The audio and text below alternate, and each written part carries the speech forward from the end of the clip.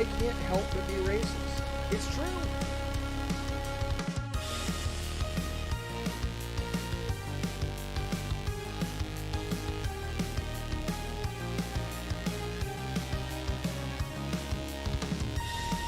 I wish my fucking foot would go right through your skull.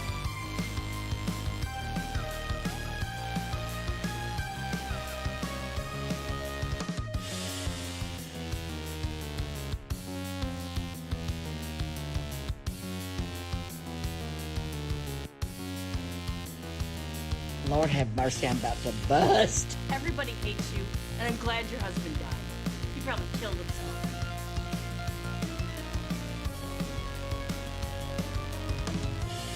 That's a huge bitch! You're not that guy, pal. Trust me. You're not that guy. In peril, babe.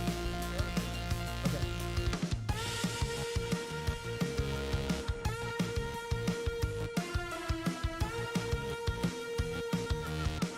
Go suck a big fucking dick.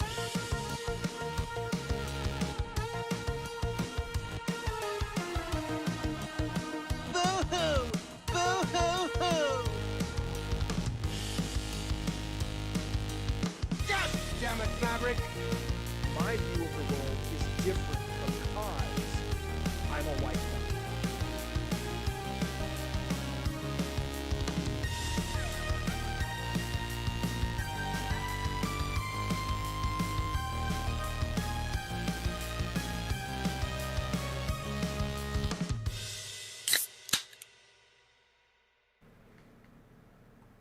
You know, the truth is, My view of the world is different because I'm a white guy. you got... It's true. You can't deny it. Everybody brings something to the table, fellas and fillettes. Welcome to Free Swim Thursday. It was going to be Free Swim Friday. Oh, look, I inadvertently put up a cab's tweet or message, so you excreted the contents of your bowels. I'm going to talk about that in just a second. Welcome to the... I was going to do Free Swim tomorrow, but tomorrow we'll do a proper Gabbing of Games. There is some news. We will start off with some game stuff today. Excuse me, but we're not going to spend... it's Free Swim, so whatever the fuck you guys want to talk about. We can talk about, you know, games, movies, politics, pop culture, whatever the fuck it is you want to talk about today. It's your show. I'll turn on the red phone in just a little bit, but if you want to call in, better yet, on the Discord, the audio is a little bit better over there. We can do that. But if you don't have access to the Discord and you want to use your telephone, well, that's fine too. Good to see everybody, though. Welcome. Before we get started with the official show, I do want to let you know that was alixplox, our very own alixplox, God of War member, with his Quake Zone Rumble take on synth. I hope he does some more Twisted Metal stuff. I love that shit very, very much. Going over Spotify, give Alex a follow. I'll put a link up. There's also a link in the link tree. Also,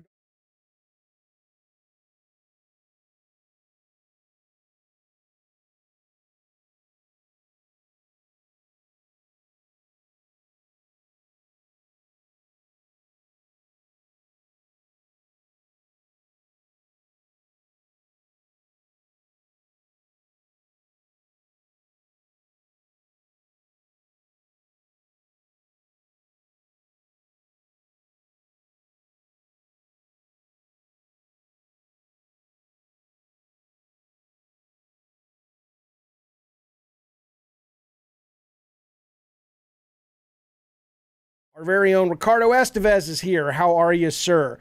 Would you rank, this is a super chat from Good Sir McGrath, would you rank the first films of Friday the 13th, Texas Chainsaw, Scream, Elm Stream, Halt? Jesus fucking Christ.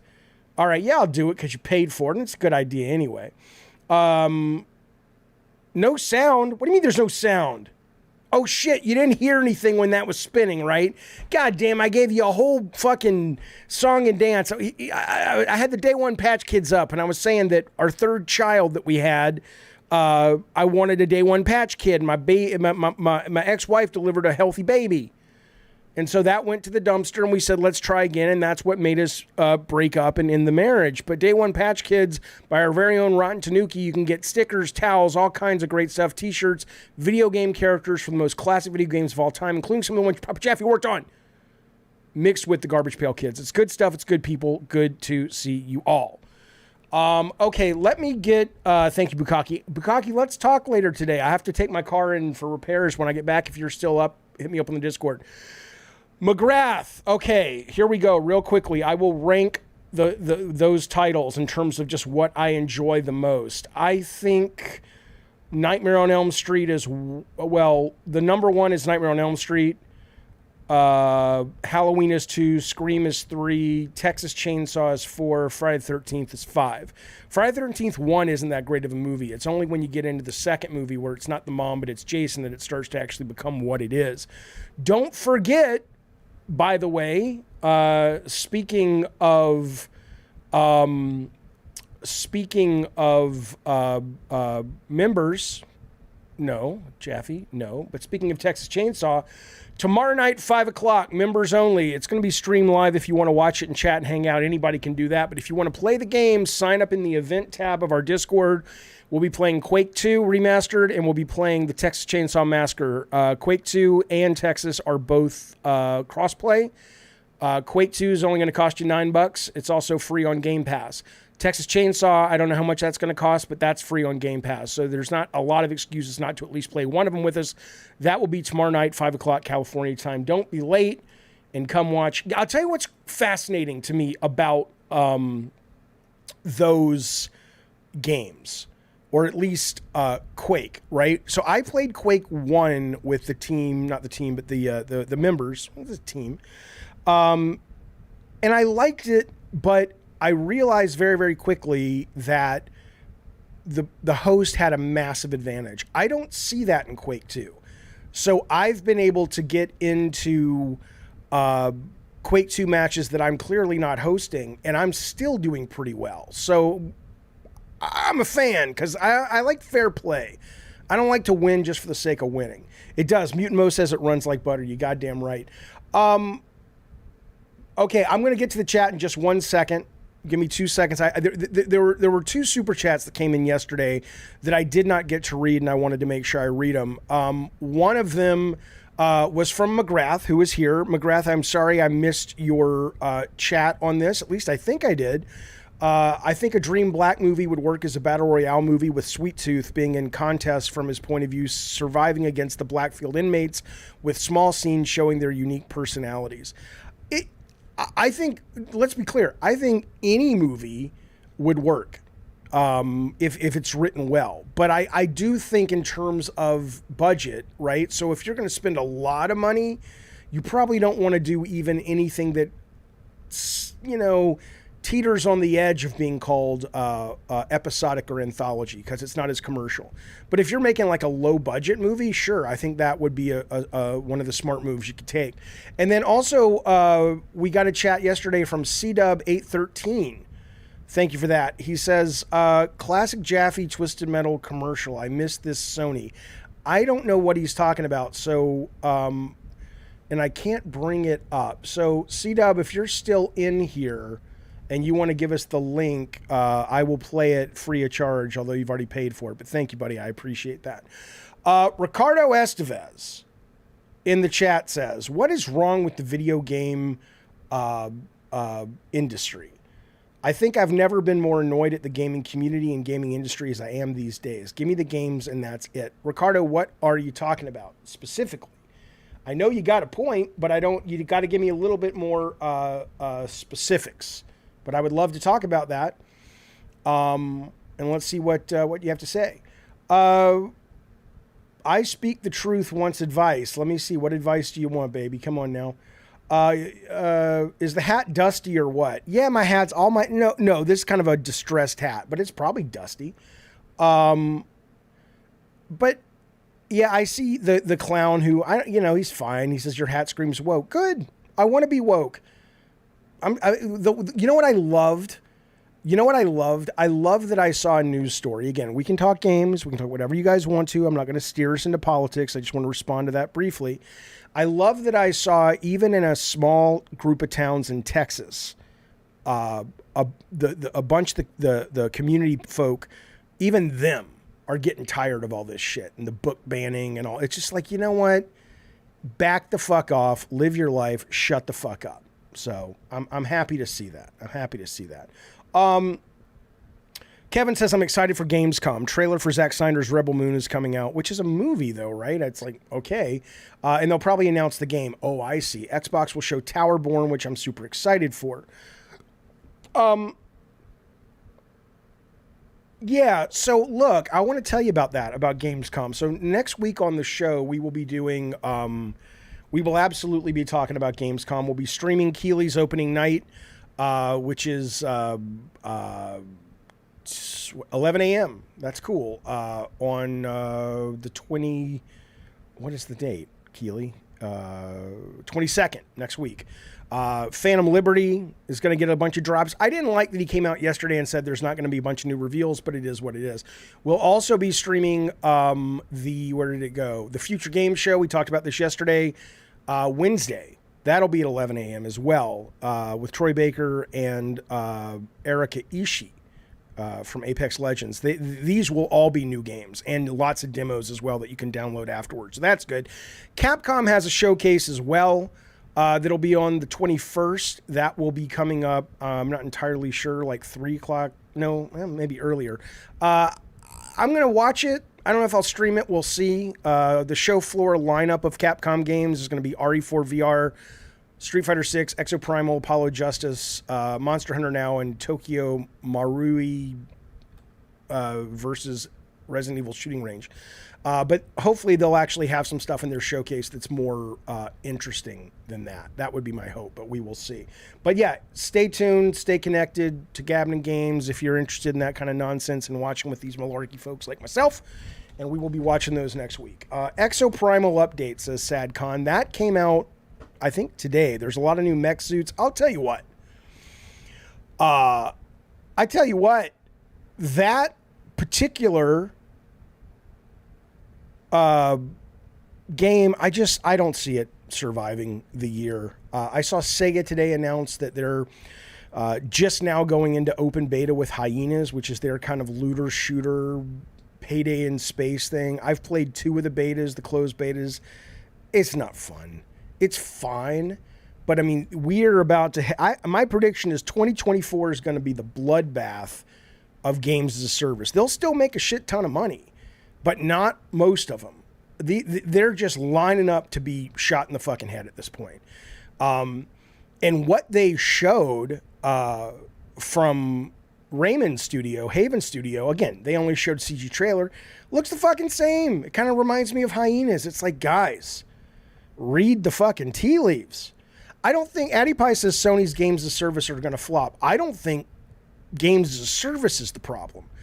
That's a ridiculous concept. That's like saying Forspoken came out and stop making single player narrative open world adventure games.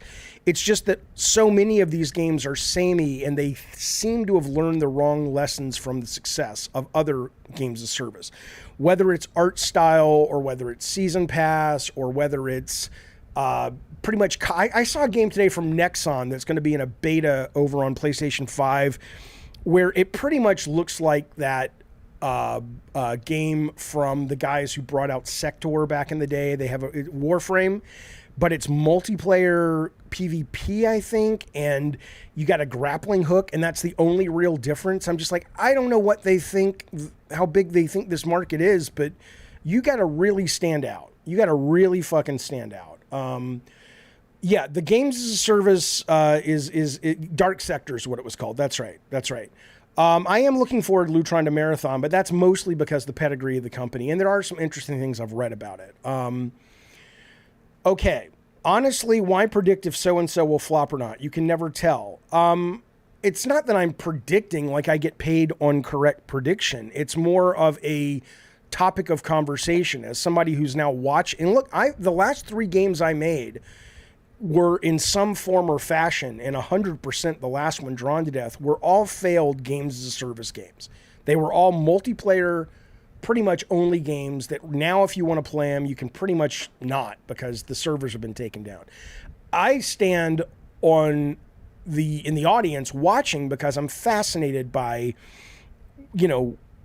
what do you learn? I'll give you a great example. When we failed with Drawn to Death, and I'm just going to tell you the truth. I mean, I always tell you the truth, but I'll just tell you some stuff that's I haven't shared, but I don't think they would mind. So we failed with Drawn to Death. Sony, there were a couple of publishers circling around, and Sony was like, hey, we'll do something with you.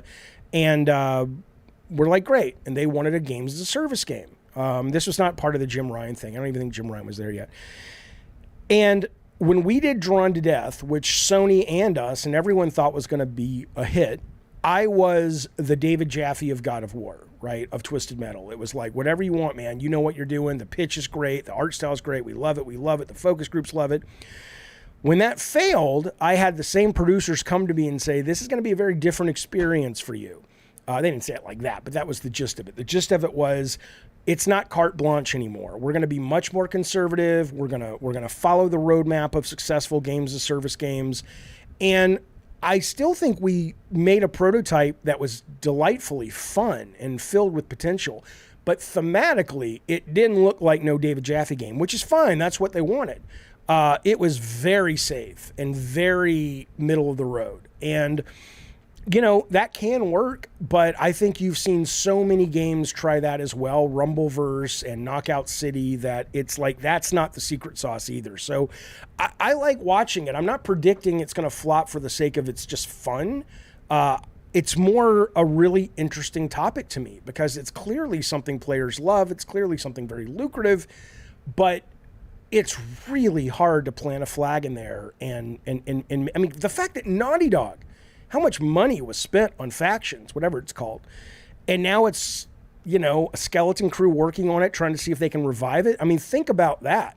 You got a team as talented as Naughty Dog going, yeah, our first step up to the plate with multiplayer games service, the experts came in and said it ain't going to work. And their expert opinion clearly was so compelling that Sony said, yeah, you're right. Let's take a breather on this. And that's something. I can see Jaffe being right about the bloodbath. Yeah, it's just too many people jumping in. Jaffe, have you seen they're re-releasing the Batman Arkham trilogy? I'm wondering if you see a point in it. Well, they're releasing the trilogy for Switch. I think there's always a point to that stuff because, like, even Red Dead, people are upset because it's not on PC or this, that, the other. But there are people who haven't played it yet, and it probably doesn't cost them that much money to kind of. I don't know if those games. I don't know how hard it was to get them to work on Switch. I know they're last-gen games, so it probably wasn't impossible. But obviously, it wasn't impossible. You know, if they've done the research and they think people want it.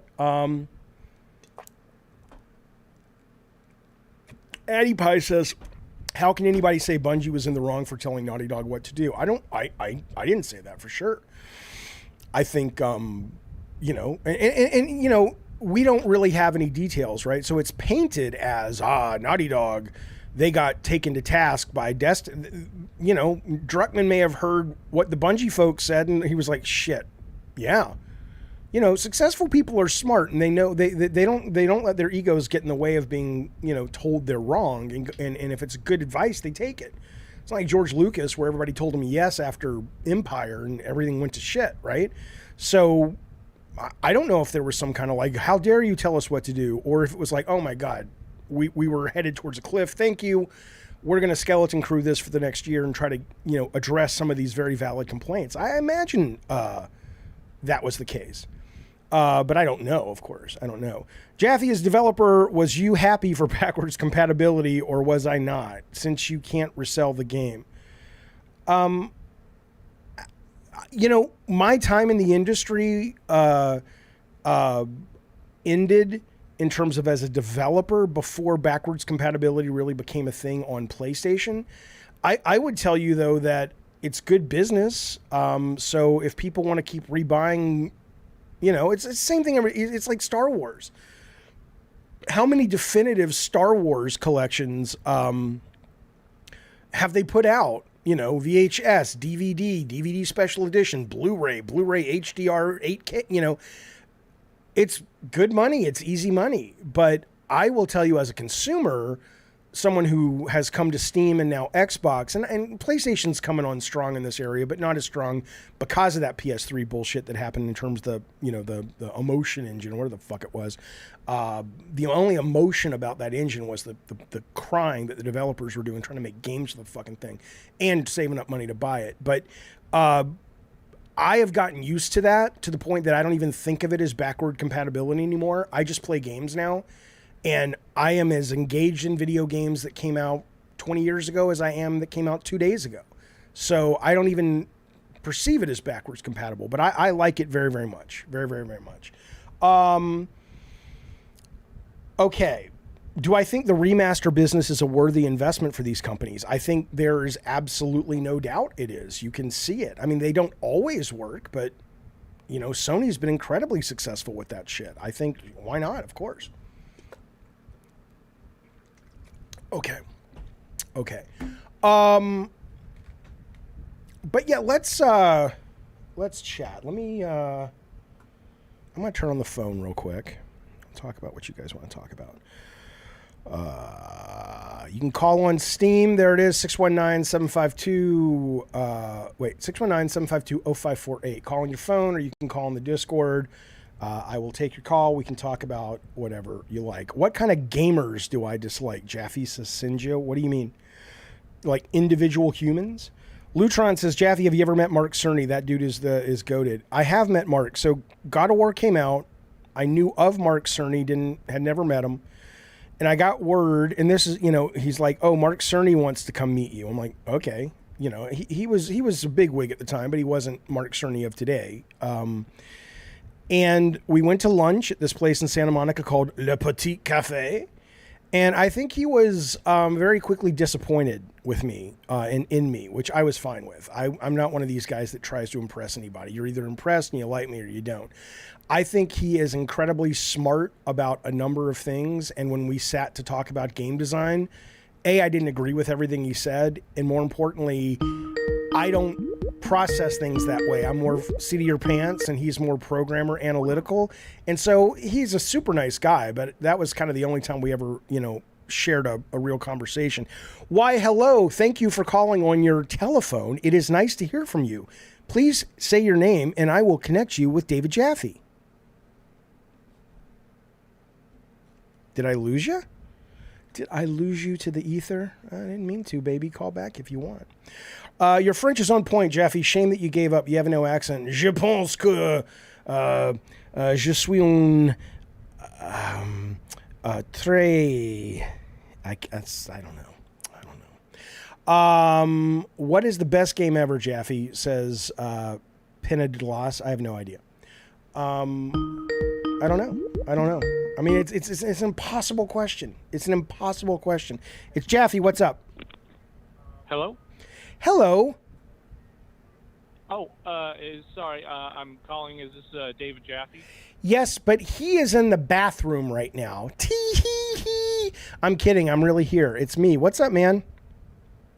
Oh, hey, man. Look, I've been wanting to ask you this for a while, and I kind of want you to approach this question from like a father, your time in the industry, and just like how you see games today. Okay.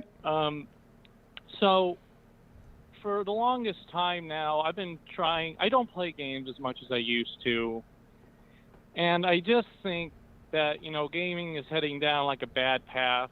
And I know you've explained it like, well, they got to make their money, microtransactions and all that stuff. But I've really been just playing games of old, like Dino Crisis, the original Resident Evils, and even hell, when they put Twisted Metal 2 on the PS5 store, oh my god, I just flipped. I bought that the second it came out, but cool. I just feel like I'm getting left behind. And well, let me ask you this. What do you think you're missing when you say you're getting left behind? You're getting left behind. How does that manifest itself in your experience playing games? What do you think you're not getting that the games today are giving to people who are getting it? Well, I think I'm just maybe too concerned with my money. Well, with Street Fighter let's say, for example, Street Fighter 5. You know, there's always going to be DLC coming out, but I'm like, well, I'll just wait. But then I'm getting left behind. Like, in games in the PS3 era, or even early PS4, I just pick it up. I'd have a hell of a time, but more, I guess, how do I put this? Well, okay, so do you have a lot of money to spend on gaming, or you have to be choosy? I do. It's in between. I'm careful with my money. I make enough to get by. Okay, so the reason I asked though is that if you're, I guess what I'm wondering is, do you play only AAA console games, or are you open and enjoying all games across the spectrum of budget and style? Well, actually, the last few games I've bought and I've been most excited for have been the indie stuff, because the last few games I've gotten are Deep Rock Galactic, which I hear is great. A cute little game called Bug Snacks. Oh yeah. Okay, Bug Snacks. Yep. So, well, here's what I'll tell you. There are games that came out today. There's a game that came out today from a wonderful developer that's on PlayStation, Xbox, and Steam. It's sitting at 85 Metacritic. There are no microtransactions, or if they are, they haven't announced them and they won't affect the game. It is called what is the thing called? Shadow something, from the guys from Team Me. It's like a pirate stealth strategy thing. There's also a game coming out. Hang on, let me bring this up so I can show you. Here you go. Shadow Gambit: The Cursed Crew. Okay, that is sitting at 86 Metacritic right now. Coming out Friday or tomorrow is Blasphemous 2. That's sitting at an 87. That's coming to PS5. That's like a Metroidvania with like really weird. The first one was great. This one apparently is more ambitious and cooler. So I guess I unless you're saying that you are struggling with the AAA space, which I could understand that. I could understand gamers who didn't come up with that going, this is not my cup of tea. Sure, but there's so many games up and down the budgetary spectrum that don't fall into what you're describing. I'm always confused why people complain about games today like they're just a cash grab. There are some that are, and you may be right about Street Fighter, although I own Street Fighter 6. I haven't felt compelled to spend any money. But, you know, I think maybe it's more of that fear of missing out thing you've got, because there's plenty of wonderful games out there right now. Yeah, I think that's completely true. I think, like a lot of people, I'm just too focused on the AAA, where like, hey, there's a whole great group of indies over here. Yeah, I mean, it's absolutely. I think it's just because, like, the AAA, you know, they always have the, like, oh, here's this, you know, well, they have the marketing budget, so maybe it's just always in my face where I just focus on that too much. Maybe that's the problem. That's a huge problem. If there are people I respect that say, I only want to play AAA games, fine. But if you don't have that mental disorder, then I would say yes. Get out of your comfort zone. Explore the indie and AA space. There is amazing work being done. In fact, there was an article written today, I think it was VG247, that was actually all about people who were like, oh, we want Ubisoft to make their Baldur's Gate 3, or we want Capcom to make their Elden Ring, or whatever. And the author was saying, you probably don't want that, because they're going to put all the AAA shit you hate into the experience, and then you're going to be like, what the fuck is this? So get outside of the comfort zone. There are beautiful, brilliant games out there that are just waiting for you to fall in love with. Okay, gotcha. All right, I man. think that pretty much answered my question. Thank you. All right, thanks, buddy. There he goes. Look, I just checked my Ritalin. I forgot earlier. Hang on.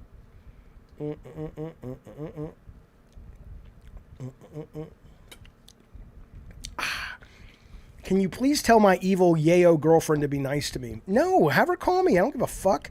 Have her call me. I'll talk some sense into her, but maybe you're an asshole. Maybe she shouldn't be nice to you.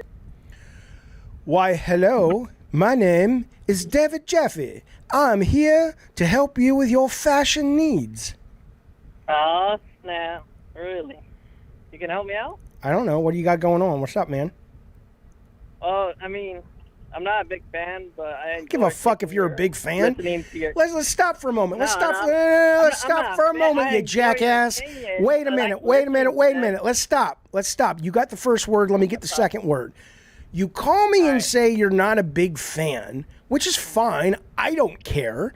But why would you open with that as a conversation starter? Do you go into a bar and see a pretty woman and go, my dick's really small and I probably won't satisfy you, but could I buy you a drink? Who taught you social skills? I'm not that good of a social person. Well, that's clear. Really, We've I made just that have very one- clear very I quickly, know, sir. It's very clear. But All right, well, really, what can I do for you? What do you want? Oh, got an Amber Alert for some reason. You want an Really? Amber Alert? So, Crash Team Rumble. Wait, say do a you little. like Say, it doing I'm sorry. Say it again. Say it again. Say it again. You were cutting out. Crash Team Rumble, when do you think it's going to be free to play? Oh, it's a great That's really point. it. It's a great. Well, I mean, I here's what I think. I think that game. There, look, I bought it day one. I tried to return it. Sony wouldn't let me. I think it's a really good game, but it is very shallow, and it's not very sticky. But it's really fun. So I think there's a couple of things that could happen, and I don't know what the plan is with this game. I think if they are simply saying, here it is, ta-da, Crash Team Rumble, buy some new costumes, I think they need to go free to play as soon as fucking possible. But what I would love to see, and what I kind of heard, but I haven't heard in a while, is that Crash Team Rumble is sort of one of many sort of party games that will be in a collection. And so whether that's free to play or not, but I would like if Crash Team Rumble was one of 20 games that Toys for Bob made as a service-based game, and there was kind of a meta structure to track, so you could see who won almost like over the course of 5 of the mini games or whatever, I think it would be great. But it's not deep enough to stand on its own as a game as is. So I think it's either going free to play, or especially when Microsoft acquires them, they might look at it and say, this is a really well-made game. It's really fun, but let's go back to that plan of let's make 8 more kind of multiplayer team games, and then let's just sort of do our version of Fall Guys, but with Crash. That's what I would say. Okay. Are you a big fan of Spyro by chance? Love Spyro. I love the remastered Spyro as well. Yeah, do you think because of Rumble, do you think that delayed a new Spyro reignited game, if you want to say that? It's impossible for me to know. I can tell you I thought Toys for Bob's Crash was the very best Crash ever made, better than the Naughty Dog ones. Phenomenal. I think I think they would do an excellent Spyro. However, they kind of got on the weird Bobby Kotick support track, and then they did this.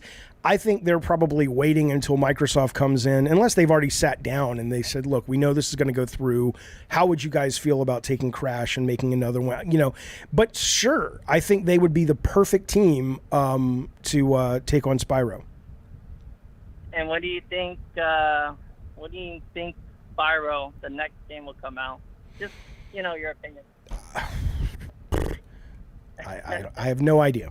I mean, the opinion is useless because it's nothing but a guess. There's no education behind it, right? It depends on what the Activision-Microsoft relationship looks like. For me, if I'm Phil Spencer and I know Toys for Bob is great and Spyro is great, I would say, hey, guys, Toys for Bob, number one, make me DLC that's free or whatever for Crash, because we're going to put Crash 4.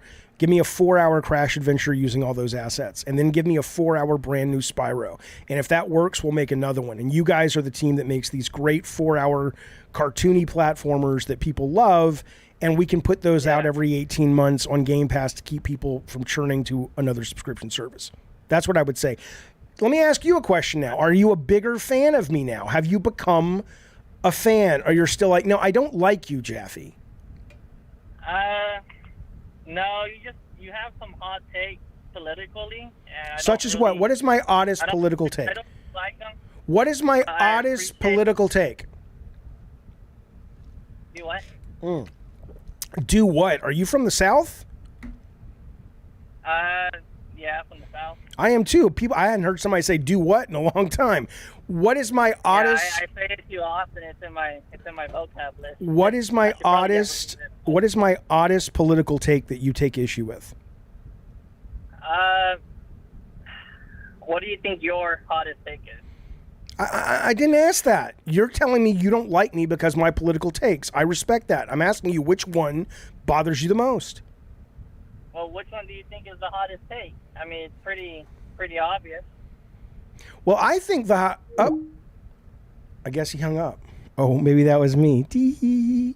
Sorry, buddy. I'm not going to sit here and do your work for you. If you want to call and tell me my takes are bad, that's fine. But you got to give me some specifics. All right.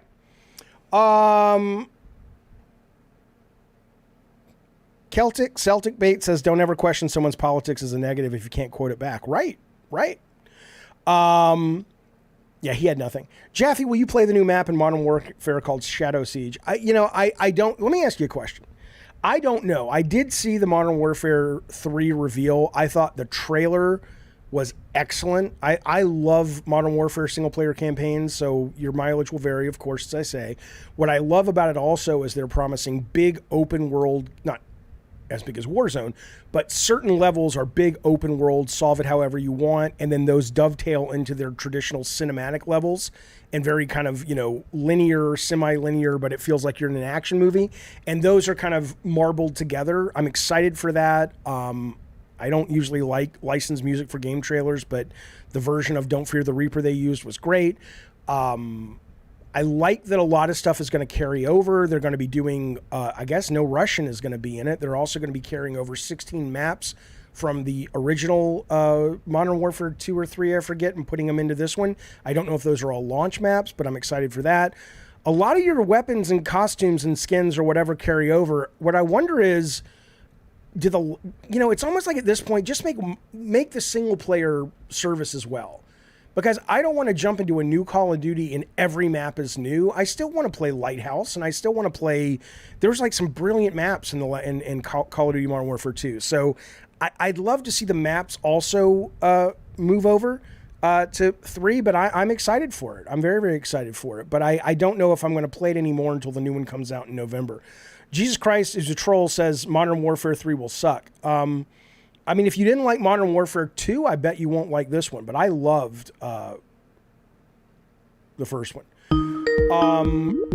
Jake Z, how did your kids feel about staying home with you during COVID? I mean, I think we all know that there was a loss, especially for kids that age. But I think we all handled it pretty well, and they seem to come out of it okay.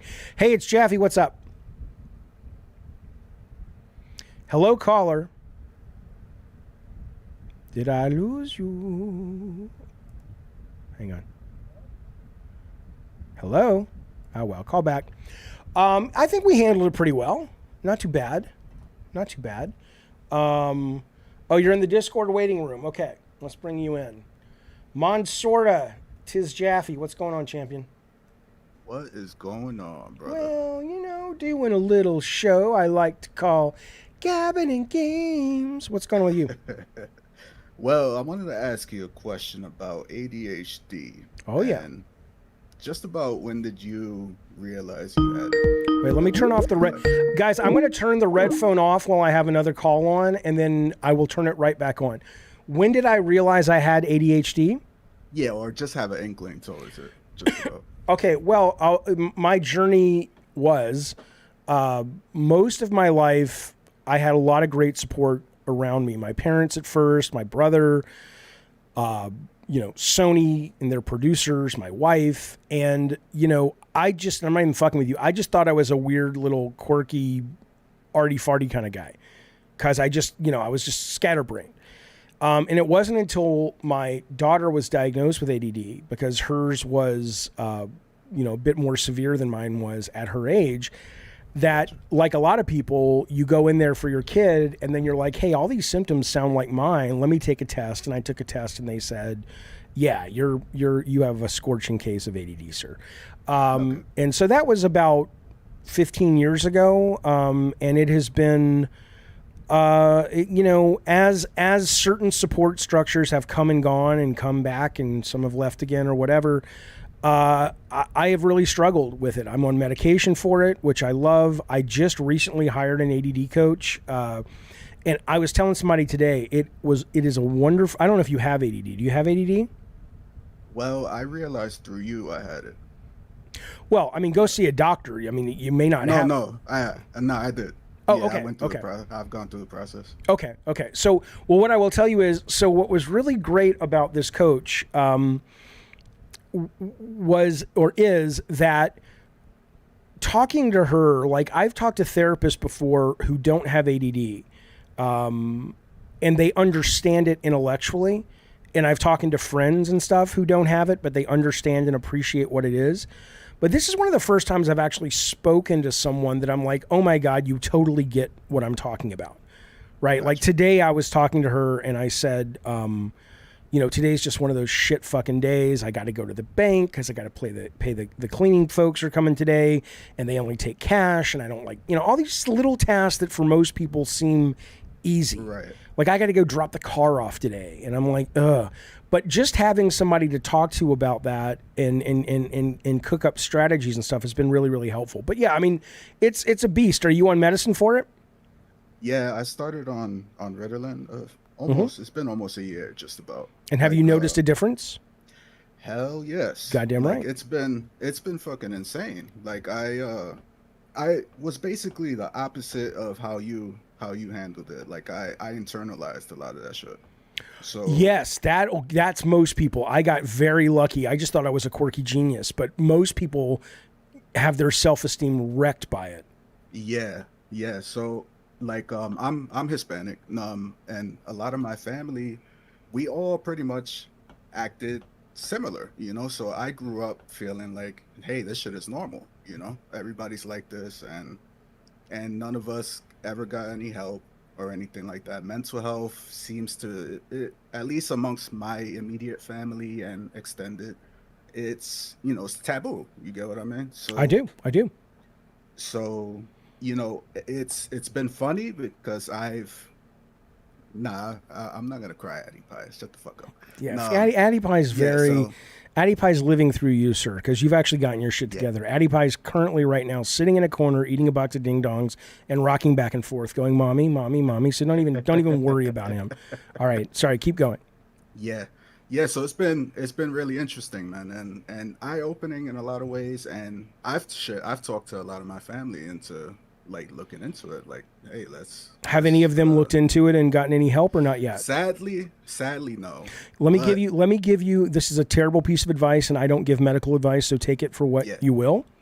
Ritalin is not a bad thing to lend somebody that you think might have ADD, because it's in and out of their system, and then they can go. I don't know if you've done that, but when you give it to somebody, and they go, "Oh my God, you mean this is the way a lot of people's brains work?" You're like, yeah, that may be the best way to do it. Is just talk to one of your most open-minded family members and say, look, it's one pill. It'll be out of your system in 6 hours. Unless they have high blood pressure, you'll be fine.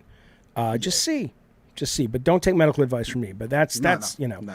But yeah, man, it's a bag of hammers, and it comes with a number of gifts, but it is also a pain. And I'm glad you recognized it, because that self-esteem stuff, for a lot of people, you feel like a loser. Why can't I do anything? Why is their life better than mine? It'll wreck you. So I'm very grateful and glad that you've found a way to actually acknowledge what's really happening. By the way, if you're ever looking, there's a medicine called Concerta, which is ADD meds. And what's brilliant about it, it's long acting, and it's got a little tiny pinprick of a hole in the bottom, and it works all day.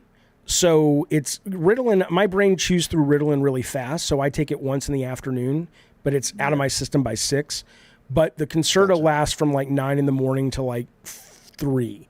And so, you'll talk to your doctors, blah, blah, blah. But anyway, the point is, I'm glad you figured out what's going on. No, yeah, I appreciate you for being so open about it. Of course. Everybody needs to be. Mental health is the most important thing, man. Yeah, absolutely. All right, talk soon. Yeah. Thanks, buddy. No, I appreciate you. All right, there he goes, fellas. Let me turn the red phone back on.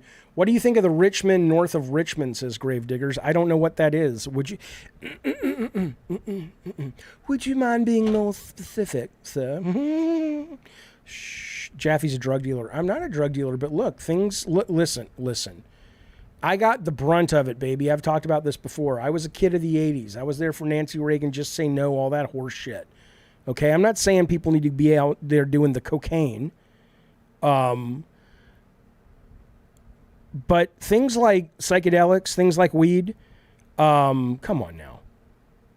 That's Richard Nixon political horseshit. That's racist policing to get more black folks out of the political system, off the streets. Come on. I mean, you can look that up. Nixon did that intentionally. And that would help a lot of people. Hey, it's Jaffe. What's up? Yo. Hey, so, quick question. Yeah. I just finished Twisted Metal, the show. The show, okay. Really enjoyed it. Yeah, I did too. I was surprised. The trailer, some of the trailers were awful, but it was a great show. I was repulsed by the trailers. I was shocked how much I enjoyed it. So I guess the major question is, you were invited to go do a cameo, and you're like, I don't want to get on a plane. Right. I don't want to get on a plane. Do you regret that at all? No. Like, no. Not at all. No. Why would I regret it? Because see that trophy sitting behind you, the one with the red sphere that Shannon gave to you. Mm-hmm. For so many years, you've been like, just the trophies are stupid, this and that. But when she gave that to you, it really meant a lot to you. But not because of the trophy of dice. Not because I gave my BAFTA away. That's not sitting back there because I'm like, look, I'm so proud that I won a dice award. That's sitting back there because my good. You should be though. But I don't give a. I know I shouldn't because it's all political. I don't give a fuck about all that. But my good dear friend, one of my favorite people on the planet, is Shannon Studstill, and the fact that she thought to go out of her way to figure out a way to get me and Alan Becker awards for a game that we worked on that they didn't really have awards like they do now. That's why it's back there. Because it means a lot to me out of respect and out of sort of a reminder of, wow, I really dig that person, Shannon Studstill. Right. I don't give a fuck that it's a DICE award. You got a bunch of producers going out of their way. They've asked you multiple times. Why don't you come out? And, that would mean a lot to the community and them. And you're like, no, I don't want to get on a plane. So I guess... You've just added a wrinkle there. You've just added a wrinkle. You just said that would mean a lot to the community. Okay, well, if somebody had told me the community of Twisted Metal fans that have been wonderful to me over my career, that would mean something to them, then suddenly I have more of a motivation. But other than that, I was like, why do I care about being in a TV show? I'm not an actor. It's not like I want a SAG card. But sure, they were going to put you up in makeup, and you were going to be some dead thing in a refrigerator. That's right. So you don't need to be an actor for that. What I'm saying is, I don't. You should be proud of yourself. I am. I'm very proud of my. Are you kidding me? Have you watched my show? I'm very proud of myself. I'm my biggest fan. Of course, I watch the show, baby. I know, but I'm saying we'll be calling in on Thursday afternoon. I'm my biggest fan. Socially awkward kid. I'm my biggest fan. But let's just say we are motivated by different things. And don't get me wrong, I'm not a moron. I understand. There was a time in my life where my ego would have been like, oh my God, I'm in a TV show and they flew me down and put me in makeup and I got to meet everyone and there's Samoa Joe and blah, blah, blah. I mean, I've done it. I've had that period of my life and I've realized that it really isn't. I'd rather be here talking to you guys. That's more fun to me. I get that. But if you're saying the community cares and that's made clear to me and they offer it to me again for season 2, absolutely. Absolutely. Hey, was there any point in the show where there was that person in the refrigerator? Yes. I remember, if you watch the episode called something about the Nut House or something, where John Doe is trapped in the fast food restaurant with Quiet, they open up the restaurant, they open up the freezer, and there's like a blink and you miss it, like 3 people in the freezer, and that would have been one of mine. So hopefully if they make another season, which I can't imagine they won't given how well the first season is done, they'll ask me again, and as long as it's not, insanely far away or something, I'll do it. Real quick, did you have any? It just feels like your fingerprints were all over that. Like, I guess a lot of the humor was at least from my perspective, did you have anything to do with writing or No. I had a meeting with the guys a couple of times, and that was it. If you watch every single thing I've ever said about the show before it came out, I said, you know, I don't know if it's going to be good or bad, but I can tell you I love Cobra Kai. I love it in its earlier seasons. I love it in its current season where it just goes batshit. And I like Zombieland, and I'm like, you know, in Deadpool. So I'm like, okay, these are the people responsible. They know more than I do. I expect this to be interesting. But short of that was, you know, and attaboying them from the sidelines. They didn't need my help. And, you know, don't get me wrong. If somebody said, here's a check, Jaffe, for the next 3 months, you can be in the writer's room and contribute, and you're not going to run the show, but if you just want to be there and get paid to be there, that would be fun. But it's nothing that I've chased or, you know, that's a whole different career that, unless it comes served me on a silver platter like I just described, I'm not going to chase that. When you were watching it, did you see any of your fingerprints? Oh, on it, fuck or? yeah. Oh, yeah. Fuck yeah. I mean, that show, you know, again, I'm not saying I take no credit for the show called Twisted Metal. I had nothing to do with it, but the DNA of me and Michael Jackson and Scott Campbell and Kellen Hatch and the whole team, Alan Becker, Mike Yum, all over that show. I remember when so many of those names were created, characters were created.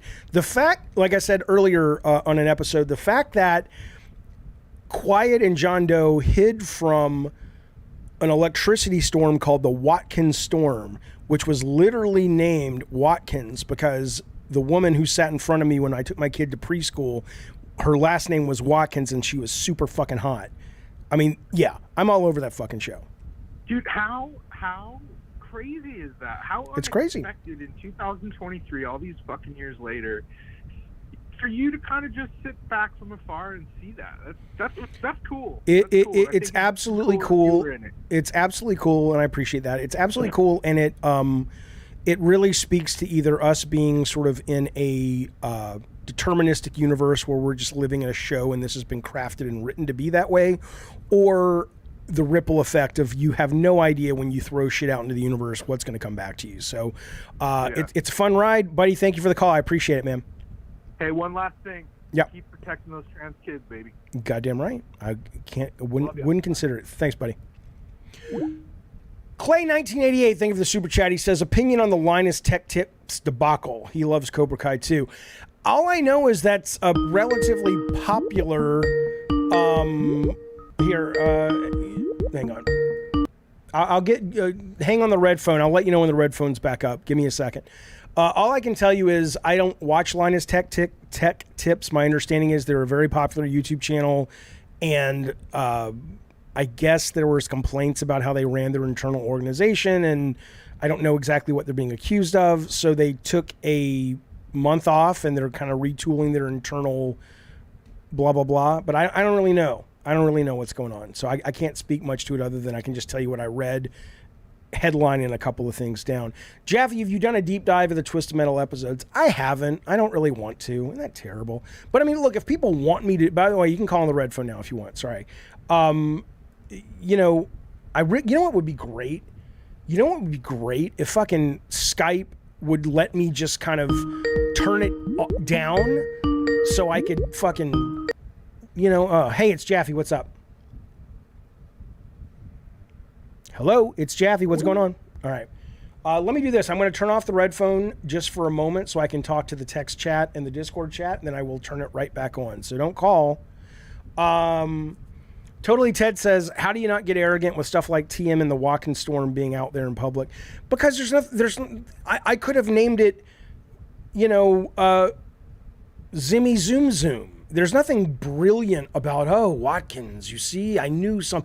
I literally was sitting in preschool. I had my son on my lap. The lady with the guitar is singing Little Red, caboose, chug, chug, chug, Little Red. That's what they do. And you're bouncing your kid. And in front of me, there's this very sexy woman. Her last name is Watkins, and she's bouncing her kid. And I can see her sexy tattoo on her butt as her thong is creeping up or down, but her pants going down, thong's going up. That was it. So what am I going to be arrogant about? That I got an eyeful and suddenly I remembered her last name when I was out in Utah and somebody's like, Jaffe, what do you want to call this fucking level? Right? Come on now. We can only hope that it made enough money to make a bigger tourney in season 2. I'm telling you, man, I don't know. I don't understand. I was looking at her caboose. I don't understand how companies like Peacock make those decisions. I can tell you that it is the number 2 streaming show right now in Canada. It did very well for them in America, but what does that mean? I have no idea.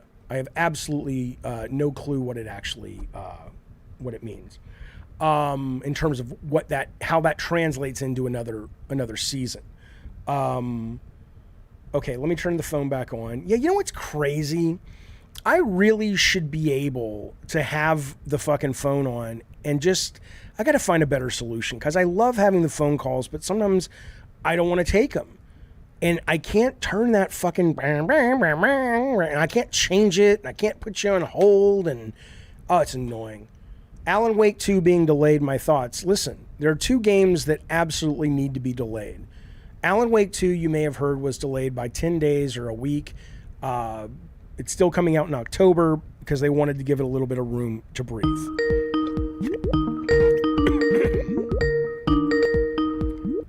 Hey, it's Jaffe. What's up? Hey. Who is? Okay. I'm watching the stream. So yeah, no. like Listen to your phone. Behind. Listen to your phone. Not the stream. There's a delay. Hang on 1 second.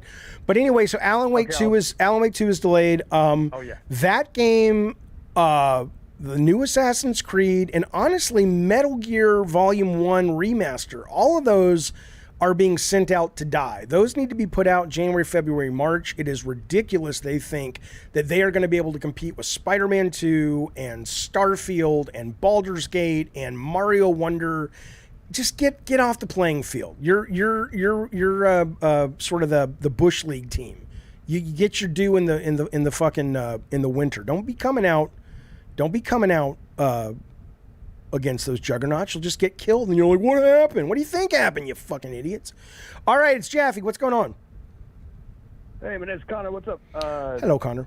All right, so I've always wanted to ask you something. Yep. Ever since like the Criminal Underground, whatever the blog is called, days, like. Oh my God, yeah, Criminal Crackdown. Yeah. Every once in a while, I just kind of touch it every year, so I just kind of see like what's up in the personal sense, just because it's just fun. It's just fun to keep up with stuff. I've always wondered, and always. Oh wait, hang on, Connor. Hang on 1 sec. Connor, hang on 1 sec.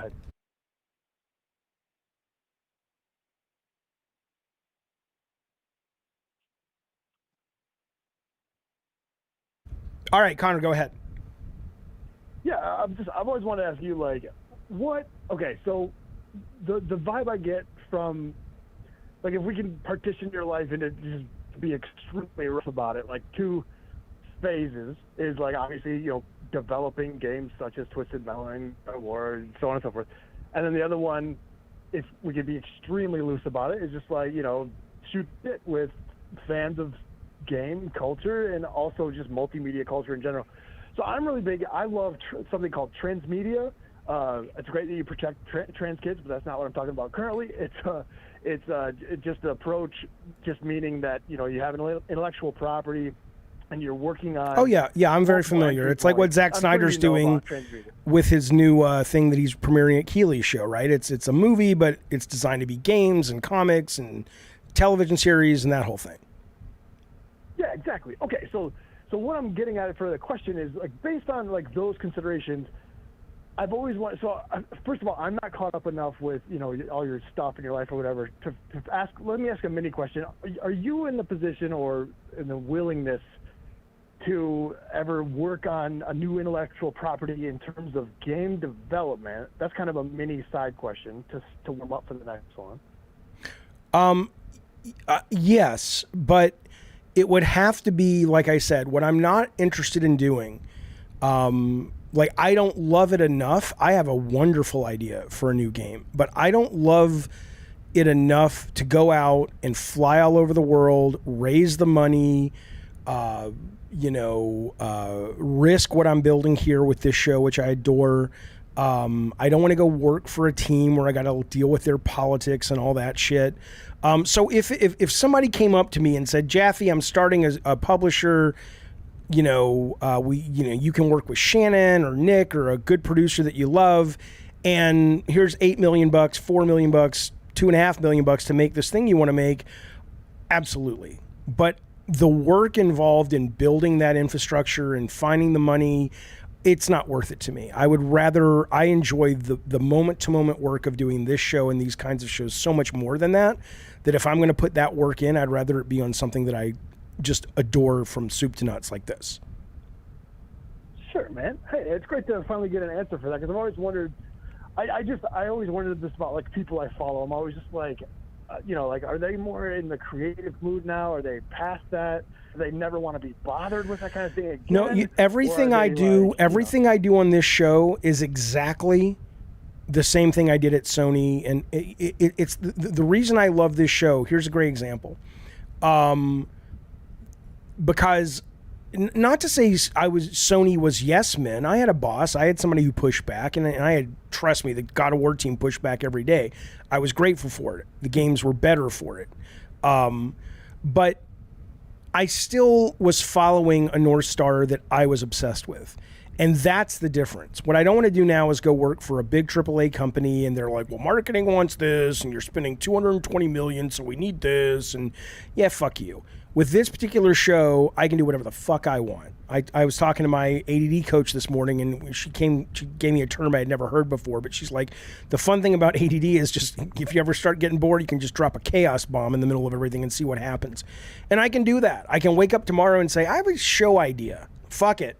Let me try it. And I'm trying it. I do that too. That is a joy to me. That is, my brain is very happy with that. Do you know, I wanted to ask you, because I heard the ADD talk earlier from the other caller. I have combination type as diagnosed. I mean, like, literally. Do you know what type you have? I mean, I don't have the hyperactive part. I have attention deficit disorder, and most of my suffering comes from poor executive functioning skills.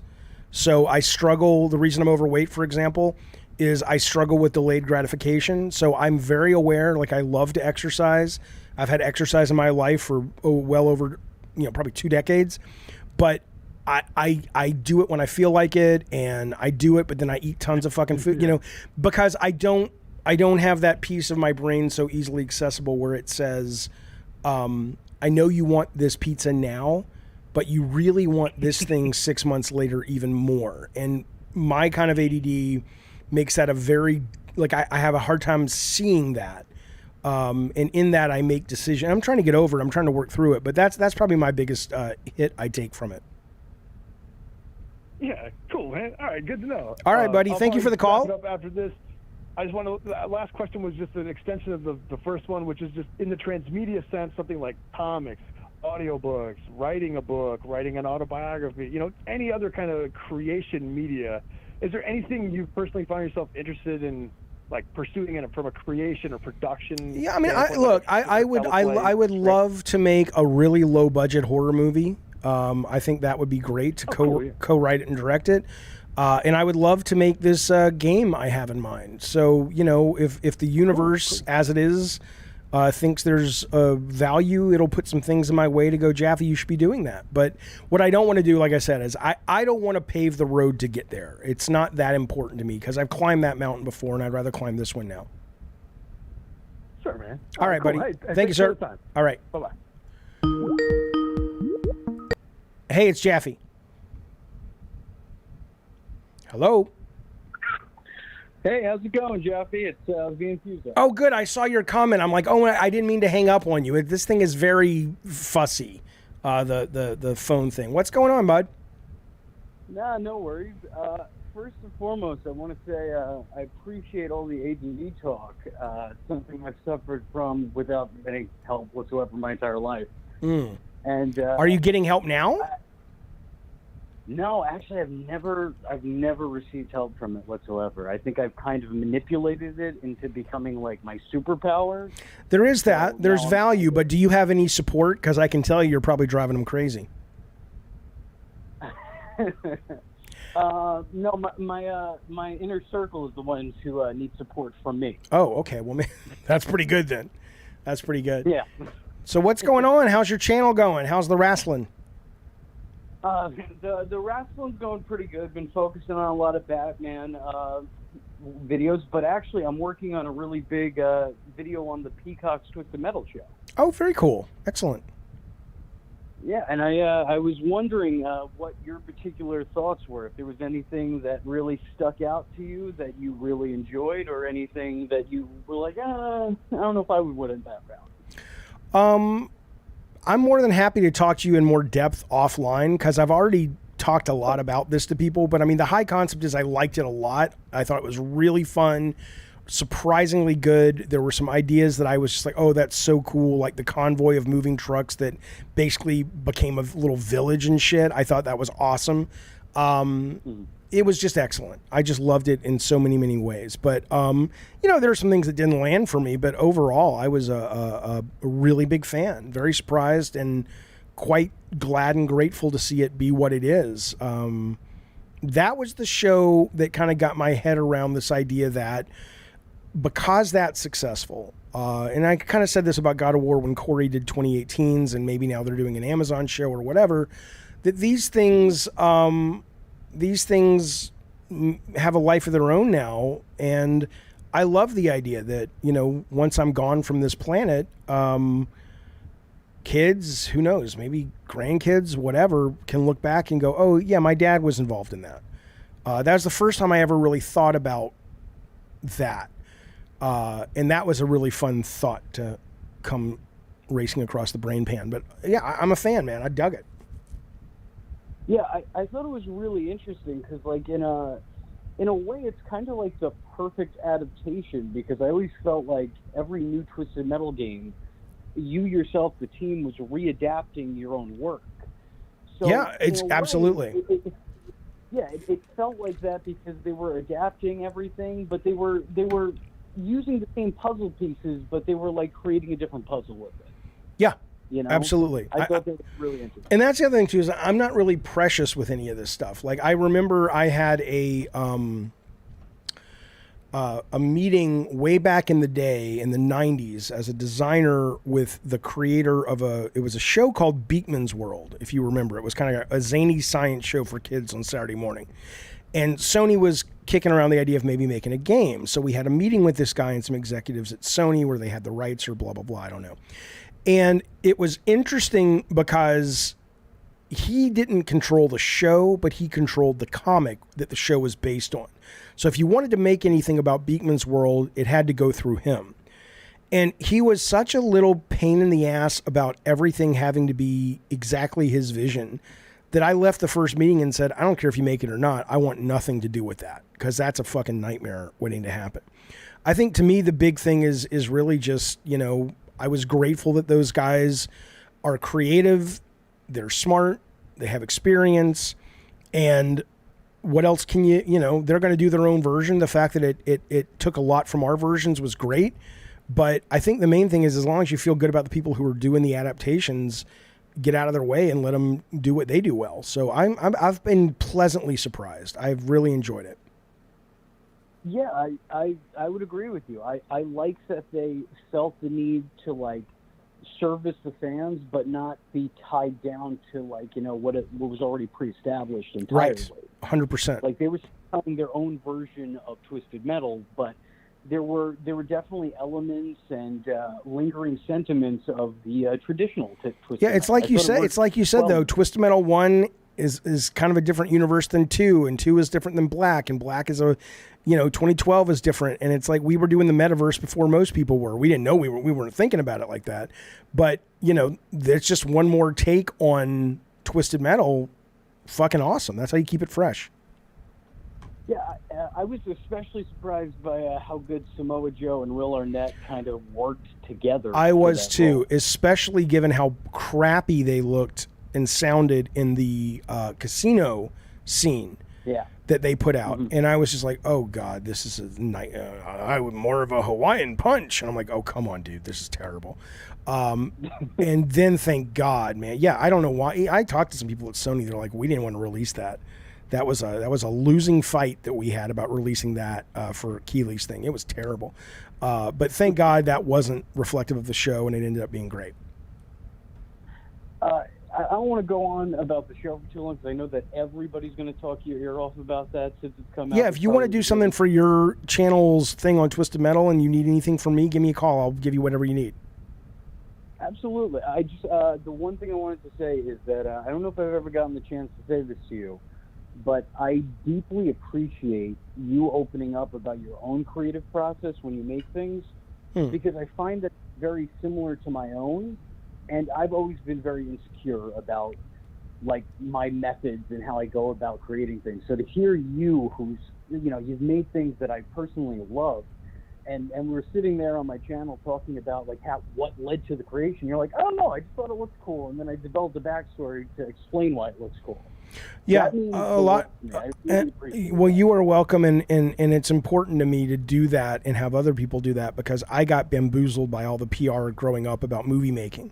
And I was so betrayed when I realized so much of that shit was lies. And I think that's one of the reasons my videos, you know, I could do a lot. How do I put this?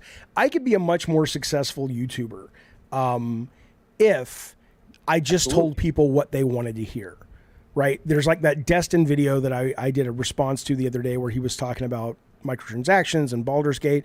And Destin's a really smart guy. I like him a lot. But he knew what he was doing. He was playing to the base and telling them what they wanted to hear. But it wasn't true, right? I mean, it's like, you know, everybody is in this business and everybody is sacrificing part of the art and part of the experience to make money. And you spin it with PR to make you look more noble, so you build sort of brand loyalty. That's the game. And I just find that so disrespectful to existing that I just like to shit all over it and aim a light on it and say, look, it's not as romantic as you think it is. This is just, you know, it's hard, and sometimes you get lucky, and, you know, but I appreciate you picking up on that, because I try very hard to make sure that I would never send somebody in a path of thinking things are not what they are, at least from my perspective. All right, man. Thank you again for always keeping it real, and I look forward to talking to you again. All right, buddy. We'll talk soon. All right. Thanks, man. All right. There he goes, fellas. Off into the evening. Okay. Twist Metal works best when it's the humor and colorfulness of 1 and 2 with some of black, like Twist 2012. Yeah, I agree. Are you still working on the horror game, Gravedigger? Not actively, no. We were working on it, and honestly what happened with that is the developer that we were going to work with, I think, got contracted to do some work on, I can't tell you what they got contracted, but it was like a really big horror franchise. And so we were like, let's find another developer, and then we just got busy with other stuff, so not yet. The upcoming Nun horror movie, I saw the trailer for it. It looks great, but we'll see what the reviews are. What's up? It's Jaffe. David, can you hear me? I can hear you. Annie, are you okay? Do you know that Annie, are you okay? That's literally from the Recessa Annie doll for CPR. Anyway, what's up? Hey, man, first of all, I wanted to get your opinion on the industry moving forward. You know, we notice how, you know, first of all, I want to say, hey, it's good to talk to you for the first time. I've been a big fan of you. Thanks, man. You know, not Thank many you for people calling. have two incredible IP in the history of gaming. I know you don't like to pat yourself on the back, but I just want to say what you've done, being a guy in the same age group as you, it's just it is phenomenal. Well, I had a lot of support from a lot of talented people who contributed and added, and, you know, but I appreciate that, and I got to tell you, it's pretty great being me. But anyway, what's up? So here's what I'm just fucking around. We noticed, you know, Nintendo went with, you know, how they kind of forged their own path, and I'm going to get to my point here. You know, they used to have console, handheld. Now it's kind of, to me, I kind of look at them in the handheld space. You know, I hear a lot of other YouTubers. They always, you know, they're all getting worked up over this new PS5 Pro model, and I'm kind of sitting back, and I'm like, you know, man, you know, do we want to? I said, if this goes out and Microsoft doesn't counter, is it the smart move to allow Microsoft to forge their own path? Because they want to bang the drum over console sales, and I only game on PlayStation. I'm not really into that kind of who wins, whatever. But my point is that or does it come down to total subs? I mean, if Sony pushes out a model, Microsoft decides, hey, you know what? We'll just launch our next gen a year or two later. Now, I always feel like Sony's best strategy needs to be releasing in that same time window. It kind of keeps an even kill too with developers. And I just wanted to know, because this, the disrupting of the Game Pass first I wanted to kind of hear your opinion on how do you think that would be a wise move, and do you feel like there is a pro model coming? I believe there is a pro model coming. I think that's almost been, and Sony hasn't announced it, but I think it was Tom Henderson who came out the other day and was like, look, this is happening. And he's usually right. He leaks a lot of stuff, and he's usually spot on. So, and they've done it before. I don't like the idea of a pro model, but, whatever. I'll buy it, unfortunately, because it'll probably come out next Christmas when Wolverine is out and when GTA comes out. And, of course, I want to play both of those games at the best and brightest that I can. And so I'll probably break down and buy another fucking PlayStation 5, motherfuckers.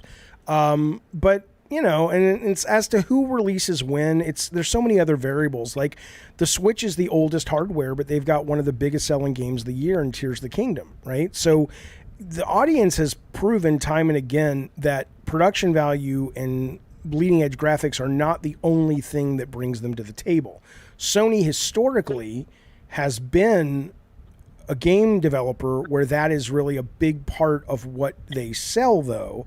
So in their case, it may, unless they want to, bring something to the table that's not totally held up by that, not as totally held up, but meaningfully held up like that, it may make sense for them to do a refresh. But as for Microsoft's got bigger problems. Until Microsoft can start to consistently put out AAA and AA games to keep people from churning out of Game Pass, that's what their problem needs to be solved right now. Not whether or not they release the hardware, and they want to get out of hardware anyway, clearly, and everyone's going to ultimately get out of hardware anyway. And it's just going to be streaming. It kind of makes you wonder, David, though, if they're going to have APK. Looks like that's closing. Do they want Sony to have the better version of COD when they can release that on day to date and bring a ton of people in the ecosystem? You mean if Sony releases it on PS Pro and it looks and plays better? Maybe Microsoft comes back the next year immediately and releases their Pro model or something. I mean, that's a good worry to have. That's a smart take that I hadn't thought about. But on the flip side, Microsoft could be like, well, yeah, you can get that version for $70, or you can play our version, which is pretty much the same, mostly, give or take, for free. Quote, for free. So maybe that's what they're counting on. I mean, let's put it this way. If you have Call of Duty day one on Game Pass and you can't keep people from churning off your sub-service, then there's a fundamental problem that goes well beyond the hardware, right? It just means the idea didn't work. And I love the idea of subscription gaming, but ultimately none of these companies yet have come out with a consistent lineup that really tells what the audience wants. And I think Starfield is going to get a lot of people in the funnel, but if they don't follow that up very, very quickly with some other compelling content, they're going to be right back where they are today in 4 months from now.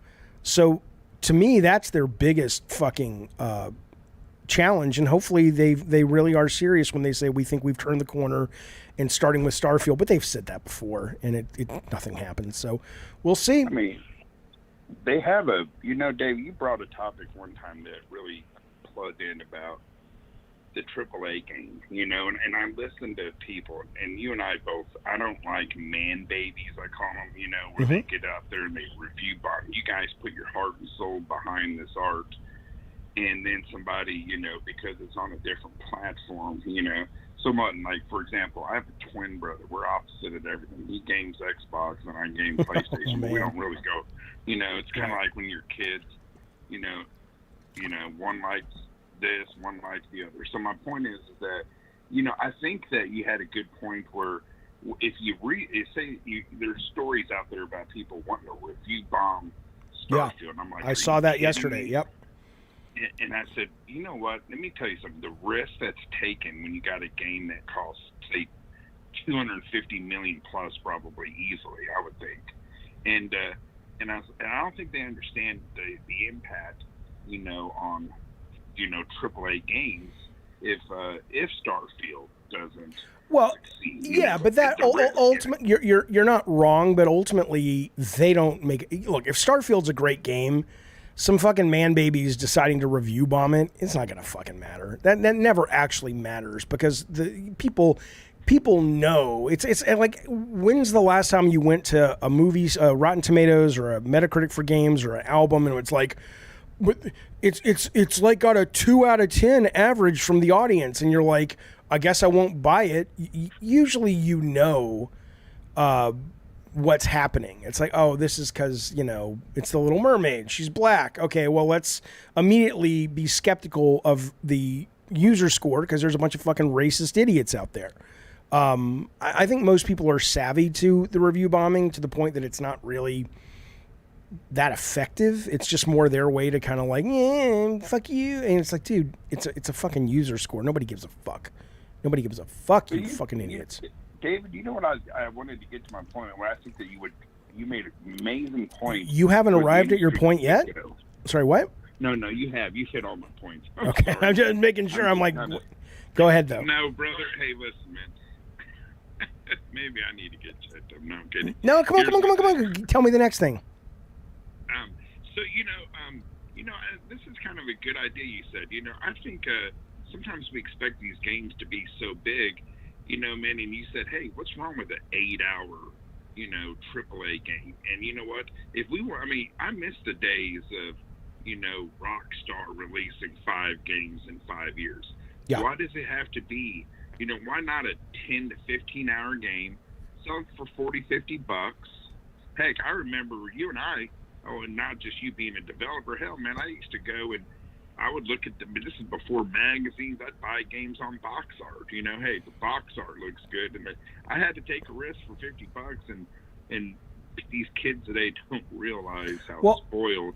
They get all this free stuff. All I can tell you is that that hasn't gone anywhere. That still exists, but it exists on Steam. And it exists in more of the indie section of PlayStation 5 when you're shopping on the digital store. So like I told that earlier caller, if most of what you are consuming is media about AAA, it makes sense why you would feel that you miss those days. But there are, and they're not going to be the AAA games in terms of budget, but in terms of gameplay, there are absolutely phenomenal AA, sometimes triple, but AA and sometimes indie that are horror and action and unique and different and 4 to 5 to 6 to 12 hours all over the place now. So I think a lot of it is console folks who stay focused on console, they really do miss out on the fact that what they say they want is absolutely out there. It's absolutely out there. It's one of the great things about Game Pass, why I love it, or PlayStation Plus. And here's my last thing, because I don't want to monopolize any more of your time. You've been so grateful. And I just want to say, here's an example. We mentioned Microsoft. They're not wanting to sell consoles. My God, do they have an opportunity with Starfield? You're talking about a game, this thing could outsell Skyrim. Skyrim's, 60 million copies out there? And then grabbing ABK, yeah. I just don't understand. They could put this one last ditch effort to grab people in the ecosystem. It's like, where are I don't know where the thinking is. I don't know if they need to hire. You mean in terms of just the lack of marketing on it, or is what you mean? I don't know if it's marketing. I don't know. I don't see but maybe the console push. You would have thought they would have had a Series X, and you buy it and you get Starfield for free, whether you have Game Pass or not. As the holidays roll in, they probably will. But they've got so much attention already, and I you know, the review codes, you know, I saw today Gene Park has his, Maddie Plays has his, pretty much all the reviewers have, Keeley has his. So my guess is, and these things are going to be dropping on the, I think August 31st, you'll be able to see the reviews.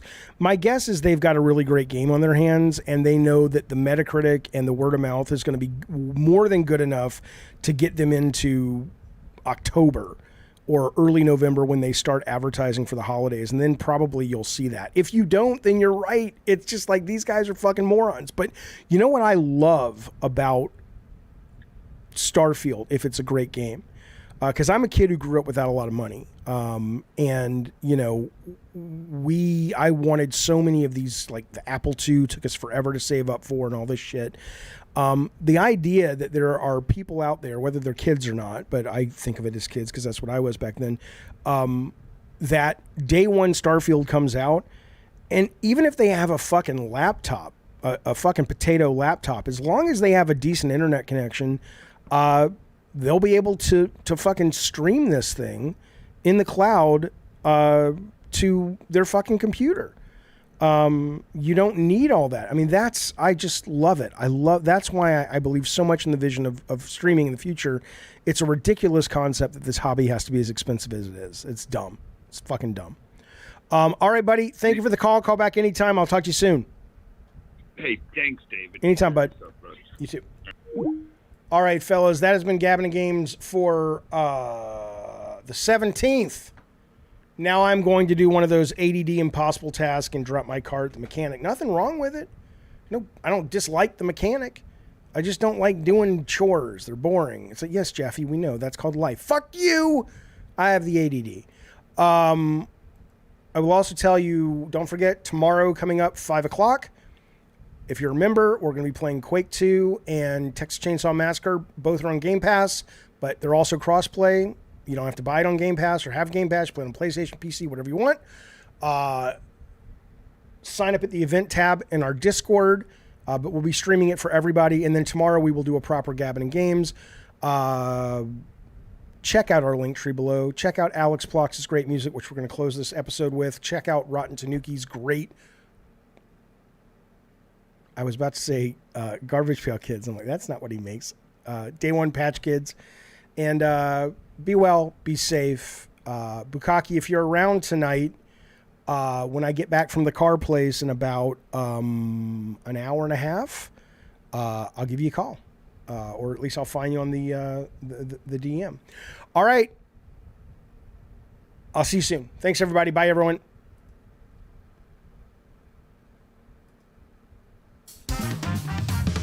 Yeah.